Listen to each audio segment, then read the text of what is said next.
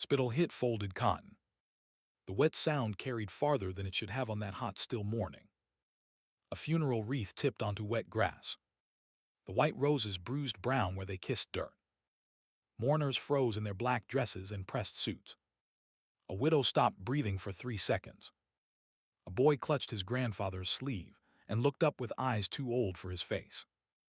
The honor guard's white-gloved hands hovered above a triangle of stars and stripes that had taken 11 careful folds to make. Behind the canopy, a cicada kept singing because nature does not stop for human grief. Then a thin tremor moved through the front row. An oxygen line caught the morning light. One frail hand began to rise. And every soul under that green awning understood that a line had just been crossed that could not uncross itself. Stay with me on this one.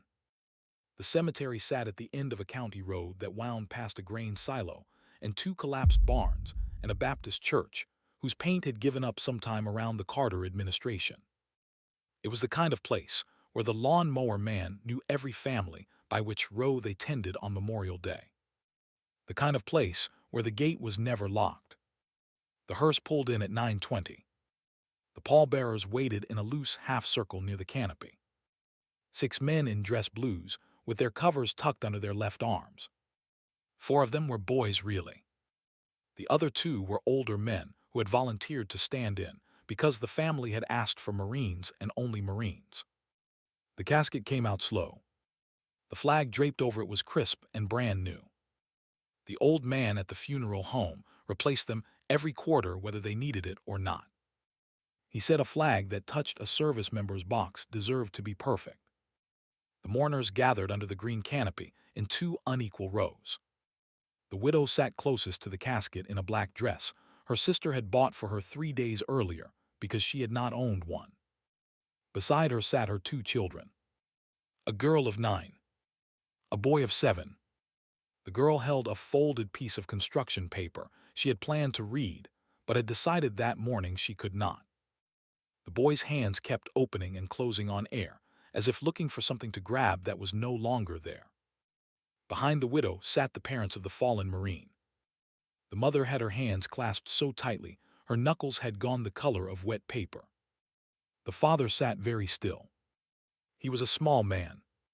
He had been tall once, but the years had taken 3 inches, and the cancer had taken 3 more.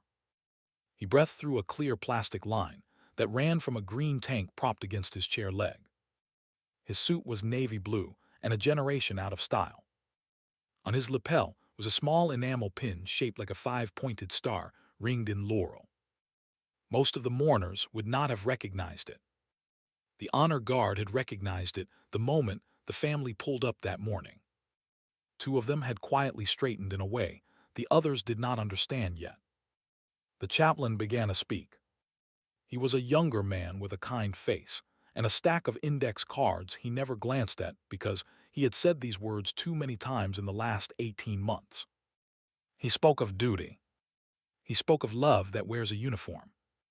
He spoke of the long blue line of men and women who had stood between this country and the dark. He read a psalm.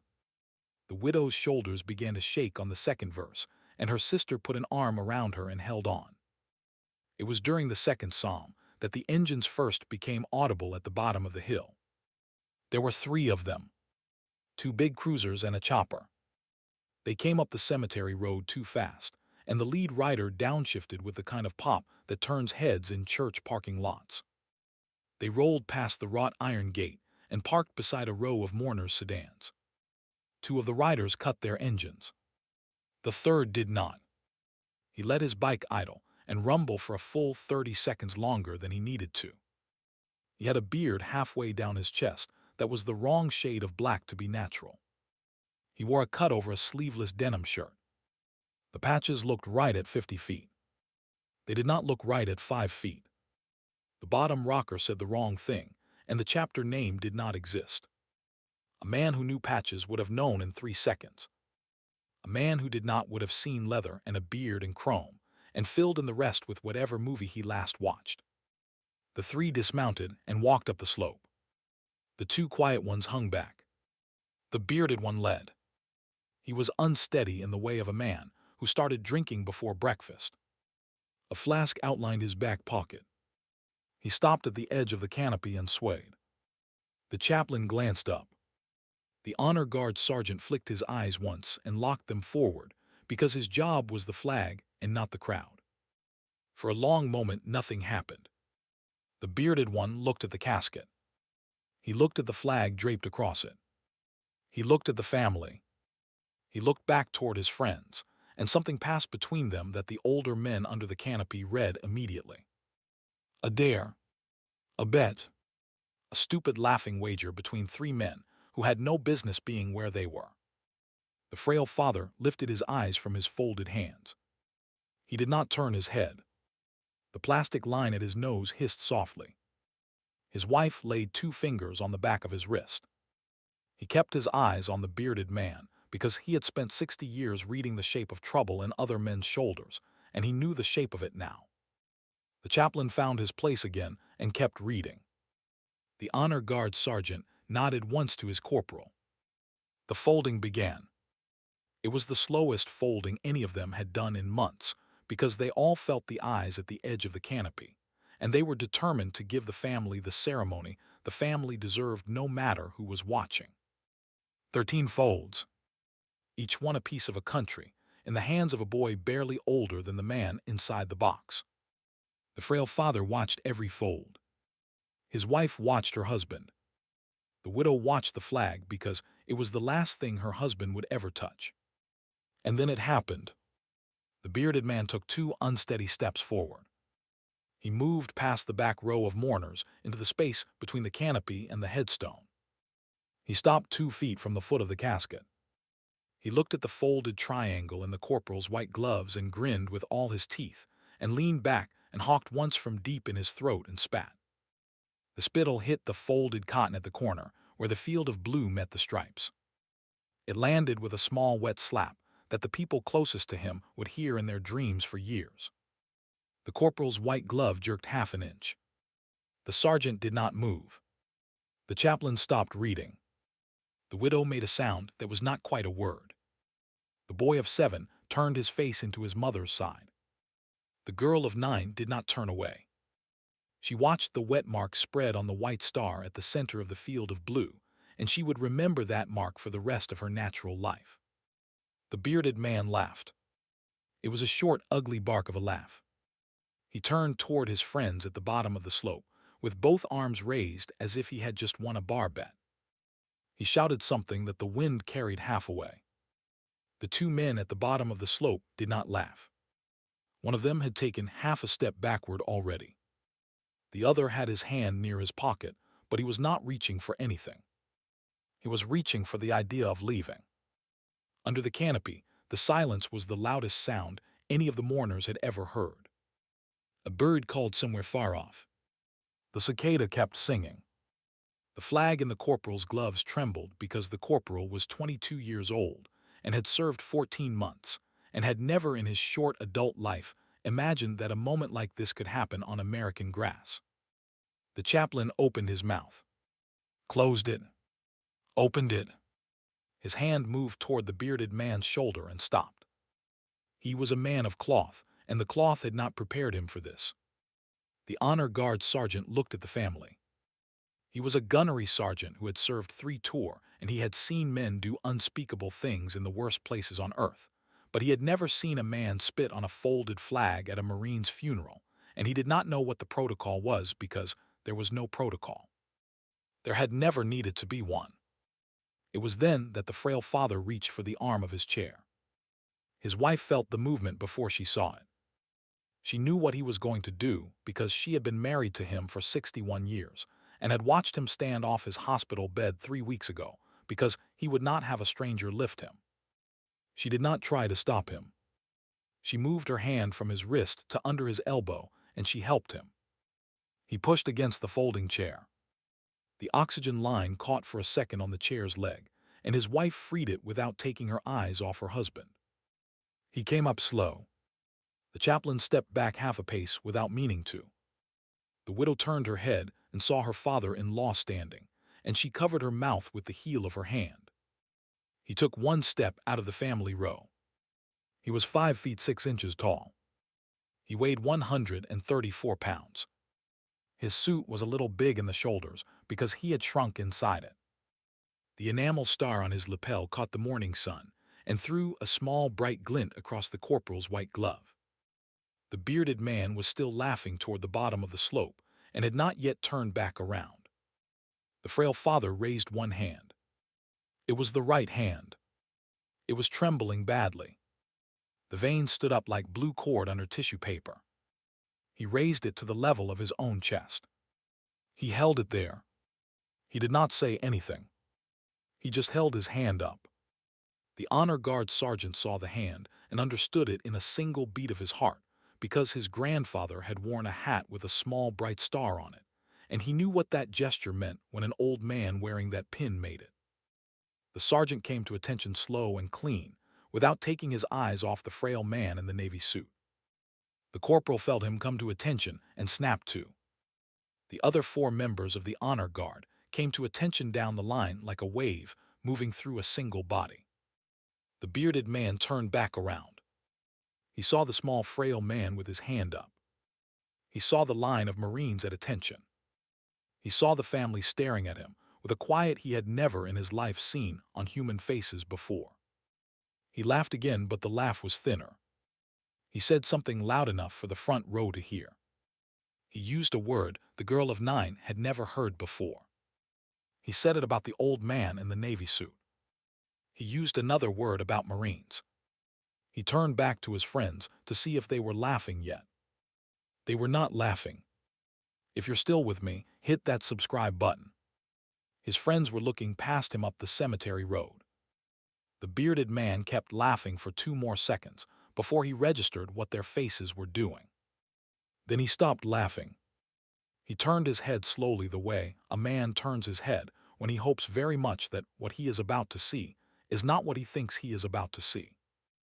The sound had been building for half a minute, and no one under the canopy had noticed, because no one under the canopy had been listening for anything but the wet mark on the folded flag. Now everyone heard it. The sound was deep and even, and it was coming up the county road like a thunderstorm walking on its own legs. It was the sound of motorcycles. Not 3 of them. Many more than 3. The first came over the rise at the bottom of the hill. Then the second. Then the third and fourth and fifth. They rode in formation 2 abreast. They moved slow because they were on cemetery ground and they knew it. Their headlights were on in the middle of the morning because that was the rule when they rode in escort. Each rider wore a black vest with patches stitched the right way and rockered the right way. The chapter was real. The city was the next one over. Every man wore a small, rectangular flag patch on his right shoulder. The lead rider was a man in his late 60s, with white hair pulled back into a short tail under a flat black helmet. His vest had more patches than any vest behind him. One was an embroidered eagle globe and anchor. Another was a cross with the date 1968 stitched beneath it. He raised his left hand as he crossed the cemetery gate, and the column behind him slowed in unison. They rolled through 2 by 2 until the front rank reached the canopy, and then the lead rider raised his hand again, and the entire column halted at the same instant, and every engine cut at the same instant. There were 23 of them. 23 men and 2 women. Every one of them dismounted in a single motion. Every one of them removed their helmet and tucked it under their left arm. Every one of them turned to face the canopy. The lead rider walked forward alone. He walked past the bearded man without looking at him. He walked up to the edge of the canopy, and he stopped 6 feet from the frail father in the navy suit, and he came to attention, and he saluted. His salute was crisp. It was the kind of salute a man does not lose even at 68 years old if he learned it correctly at 19. His eyes were on the small enamel star on the frail father's lapel. The frail father lowered his trembling hand to chest height. He did not return the salute because his right hand could not get any higher. He nodded once. The lead rider held his salute for 3 full seconds and then dropped it. The lead rider's voice was not loud. It was the kind of voice that did not need to be loud because the silence around it was doing the work. He said, "Sir, we are sorry we are late." The frail father nodded again. He did not say anything. There were tears running down his face very quietly, and he did not move to wipe them. The lead rider turned his head a quarter inch toward the bearded man, without ever taking his shoulders out of square with the casket. He said one word. He said it without volume. He said, "Brothers." 6 men from the column peeled off and moved up the slope. They did not run. They walked with the calm, steady purpose of men who had done this exact thing before in other parking lots in other towns. They did not touch the bearded man. They formed a half-circle around him at a distance of 4 feet. They stood in that half-circle, and they did not say anything. The bearded man turned his head from one of them to the next. His mouth opened. He tried to say something. He tried to laugh. The laugh died in his throat because the 6 men around him were not the kind of men you laughed at, and on some deep animal level, the bearded man understood that for the first time that morning. One of the 6 men was the size of a refrigerator and had a gray beard halfway to his belt and a scar that ran from his eyebrow to his jaw. He spoke. He said, "You and me are going to take a little walk to the gate. You are going to take that vest off before we get there. You are going to put it in the dirt at the gate. Then you are going to wait there with us until the sheriff arrives. He has been called. He is on his way. You are not going to say one more word in this cemetery while these people lay their boy to rest. Do you understand me?" The bearded man understood him. He walked. The 6 men walked with him. They did not touch him. They did not need to. The 2 friends at the bottom of the slope had already remounted their bikes, but they did not start them. They sat with their hands on their tanks, and they waited for the men in the real cuts to tell them what came next. Under the canopy, the chaplain found his voice. He cleared his throat. He looked at the family. He looked at the lead rider, who had stepped back 2 paces and was now standing at parade rest at the edge of the canopy, with the rest of his column lined up in 2 ranks behind him. The chaplain asked the family quietly if they wished to continue. The frail father in the navy suit looked at his wife. His wife looked at the widow. The widow looked at her 2 children. The girl of 9 wiped her own face with the back of her hand and nodded. The widow said, "Please. Please finish it. Please finish it the right way." The corporal looked at his sergeant. The sergeant gave the smallest nod. The corporal looked down at his white glove. There was still a wet mark on the folded cotton. He did not know what to do about it. He did not want to bring it to the family that way. The lead rider stepped forward again. He took off his black vest. He folded it once over his left arm. From his back pocket, he produced a clean white handkerchief. It was the kind of handkerchief a man's wife buys him in packs of 3 at the department store. He did not unfold it. He held it out toward the corporal in both hands the way a man hands over a small bird. He said, "Son, may I?" The corporal looked at the sergeant. The sergeant nodded again. The corporal extended the folded flag toward the lead rider. The lead rider took the handkerchief in his right hand. He did not touch the flag. He touched only the wet mark. He pressed gently and lifted gently and pressed again. The handkerchief came away damp. He folded the handkerchief in on itself so that the damp side disappeared inside the clean side. He put it back in his pocket. He stepped back. He nodded to the corporal. The corporal turned to the sergeant. The sergeant turned to the widow. The folding had already been done. What remained was the presentation. The sergeant knelt on one knee in front of the widow. He held the folded triangle out to her in both white gloves. He said the words. He said them slowly so that she could hear them under the cicada song. He said that the flag was presented on behalf of a grateful nation and the United States Marine Corps as a token of appreciation for her husband's honorable and faithful service. He used her husband's name. He used her husband's rank. He held her eyes the whole time. The widow took the flag in her 2 hands. She held it against her chest. She did not cry harder. She did not stop crying. She held the triangle the way she had held her newborn daughter 9 years before in a hospital room 3 states away, and she pressed her cheek against the top corner of it where the star field was, and she breathed. The frail father in the navy suit sat back down very slowly. His wife helped him. The oxygen line hissed. He laid his right hand flat on his own knee to stop the trembling, and the trembling went on for a long minute, and then stopped. The chaplain finished his service. He read the last psalm. He gave the benediction. The honor guard stepped back from the casket. The casket began the slow last descent into the earth on its canvas straps, and the small electric motor hummed, and the family watched, and the column of riders behind the canopy stood at parade rest the whole time and did not move. When the casket was down, the lead rider turned his head a fraction toward the column. He did not give an order out loud. He gave a small hand gesture. The column came to attention. They held it. The frail father turned in his chair to look at them, and his wife turned with him. The lead rider raised his right hand to the brim of an imaginary cover and held the salute. Every man and woman in the column did the same. They held it for 10 full seconds. Then the lead rider dropped his hand, and the column dropped together. They came back to parade rest. The widow rose. She held her flag against her chest with her left arm. She walked the 4 short steps to the edge of the canopy, and she stopped in front of the lead rider.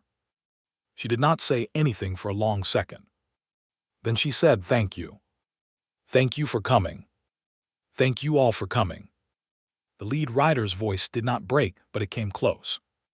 He said, "Ma'am, we will be at the road. We will ride your husband home. We will stay until you go." She nodded. She walked back to her children. Down at the gate, the sheriff's cruiser pulled in. Its lights were on, but its siren was off. The deputy stepped out, and the 6 men in real cuts spoke to him quietly. The bearded man's vest lay in the dirt at the gate. The bearded man sat on the curb beside it with his hands behind his back, not yet in cuffs, but with the understanding that cuffs were a near thing. The deputy listened. He looked up at the canopy. He took out his notebook. He began to write. The family stayed at the graveside for a long time. The riders did not leave. They stood at parade rest in their 2 ranks, and the cicada kept singing, and the chaplain set the fallen wreath upright with a careful hand. The widow's children walked between the rows of riders, and the riders bent down and said small kind things to the boy of 7 that he would not remember as words, but would remember as a feeling for the rest of his life. The girl of 9 stopped in front of the lead rider and asked him in a voice almost too small to hear if he had known her daddy. The lead rider knelt down. He said, "No, sweetheart. I did not know your daddy. But I know what he did. And I know what he was. And I am very proud of him. And he was very proud of you. I promise you that." The girl nodded and walked back to her mother, and she did not cry until later that night when she was alone in her bed. The frail father stayed in his chair until the very last. When at last he was ready, he pushed himself up, and his wife guided the oxygen line clear, and he walked 4 short steps to the lead rider on his own power. He raised his right hand. The lead rider took it in both of his own. The frail father said 3 words so quietly that only the lead rider heard them. The lead rider nodded and said 3 words back. Then the frail father walked back to his wife, and they walked slowly across the grass toward their car. The riders did not mount up until the family's last car had pulled through the gate. The lead rider gave another small hand signal. 23 engines turned over in a rolling wave. They formed up 2 by 2 and rode escort all the way back to the house where covered dishes were waiting, and a screen door banged in the breeze, and a yellow dog lifted its head from the porch and watched them come. At the cemetery, the deputy folded his notebook. The bearded man stood up off the curb. The cuffs went on without ceremony. The 2 friends had answered every question. They had said 3 times each that they had not known he was going to do that. That he had said it was a joke. That they had thought he was going to take a picture. The deputy wrote it all down. He did not say whether he believed them. He told them to follow him to the station and locked the cemetery gate behind himself. The flag in the widow's hands rode home in her lap. She kept her left hand on the folded star field the whole way. The girl of 9 sat beside her and did not speak. The boy of 7 slept against the door. The frail father rode in the car behind them with his wife driving. He watched the long column of motorcycles ahead and the column behind, and he closed his eyes for a minute. And when he opened them, his wife took his hand without looking, and he held it the rest of the way home. That night the story moved the way stories move in small towns. By bedtime the diner knew. By morning the feed store knew. By the end of the week the next county over knew, and the local paper had a front-page photograph of the column of riders, parked beside the canopy with their helmets under their left arms, and the small, frail figure in the navy suit standing at the front of the family row with his right hand at his chest. The headline did not name anyone. It said 4 words. It said a line was held. The bearded man's name made the police blotter on page 7. The 2 friends were not charged. They were asked, over coffee at a station house 2 towns away, to think hard about the company they kept. One sold his bike within the month. The other started showing up at Patriot Guard rides as a volunteer, and he is there still. The frail father lived another 14 months. He was buried in the same cemetery, 3 rows from his son, on a cold, clear Tuesday in February. The same column of riders came. There were more of them this time. Word had moved. The lead rider was there in his black vest with the eagle globe and anchor, and the cross with the date 1968. He did not speak during the service. He spoke afterward, to the widow and to the granddaughter who was now 10 years old and who stood very straight beside her mother in a black dress. He told the girl that her grandfather had said 3 words to him on the day of her father's funeral. He told her what those 3 words had been. He said her grandfather had said, "Thank you, son." He told her that he had said 3 words back. He said he had said, "No, sir." "Thank you." The girl nodded. She did not cry. She had not cried at this funeral yet. She would cry later. She had learned that from her mother, and she had learned it from her grandmother, and she had learned it most of all from a small, frail man in a navy suit who had stood up out of a folding chair on a hot, still morning when he had every reason in the world to stay sitting down. She held the new folded flag against her chest the way her mother had held the first one. She walked beside her grandmother to the car. The column of riders saluted as she passed. She did not turn her head. She felt the salute. That was enough. That had always been enough. That would always be enough. And somewhere in a county lockup 300 miles away, a man with a beard the wrong shade of black sat on a metal bunk and stared at a concrete wall and thought about a wet mark on a folded flag, and a small hand raised at chest height, and the sound of 23 engines coming up a county road. And he understood for the first time in his life that there are some lines a man does not cross, because on the other side of them, there are quiet people who will hold those lines for him, whether he wants them held or not. And he put his face in his hands. He did not laugh ever again about that morning for as long as he lived.